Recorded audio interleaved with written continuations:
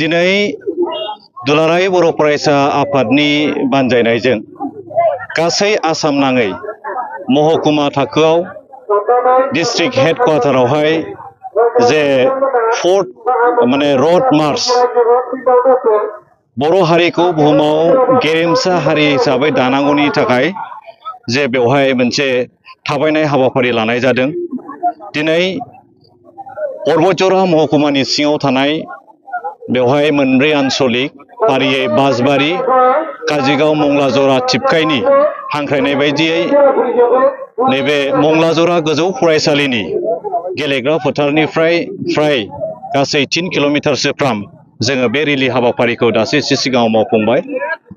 दा बे हाबाफारिखौ लानायनि जोंनि गुबै आरो गाहाय थांखियानो जाहैबाय जे बड'फा उपेन्द्र ब्रह्म बिथाङा बर' हारिखौ लानानै जे मोनसे सिमां नुदोंमोन।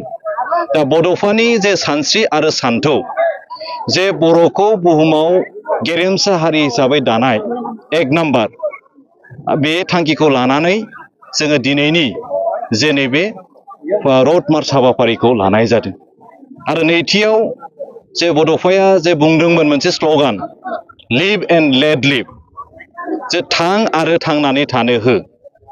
जों मिथिगौ जोंनि बिटिआरजों लोगोसे आसामावहाय बर'जों लोगोसे गुबुन गुबुन माखासे गोग्लैसोनाय जाथि जनगोष्ठी जों जिहेतु बेवहाय जयैनो रायजो जायो। दा बै गोग्लैसोनाय जाथि जनगोष्ठीखौबो जोङो बर' हिसाबै बिग ब्रादारनि मोनसे बिफावखौ लानानै बिथांमोननि जे सोलोंथाइ, समाज बेबस्था, रांखान्थि गुबुन गुबुन बिथिङाव जे गोजोनै आरो खौसेयै जौगानायनि खामानि मावनो थाखाय जोङो बे हाबाफारिखौ लानाय जादों। बेजों लोगोसे जे स्ल'गानाव जों होदों बर्डर्स अफ द वर्ल्ड इउनाइट, जे बुहुमनि बर'फोरा खौसे जानांगौ। बियो जाय जेरावखि थाया मानो, हमना ला जोंनि बिटिसिनि बाहेरायाव थानाय बा गुबुन गुबुन रायजोआव थानाय गासै बर'फोरा खौसे जानानै जे जोङो मा जातीयताबादि नेसनेलिज्म, जोंनि बर'नि राव, थुनलाइ, हारिमु बे बिथिङावहाय जेन' ज' जानायनि गेजेरजोंहाय जों बर' जाथिखौ मोनसे बिश्व दरबाराव मोनसे हारि हिसाबै गायसननो थाखाय जोङो दिनैनि हाबाफारिखौ जों लानाय जादों।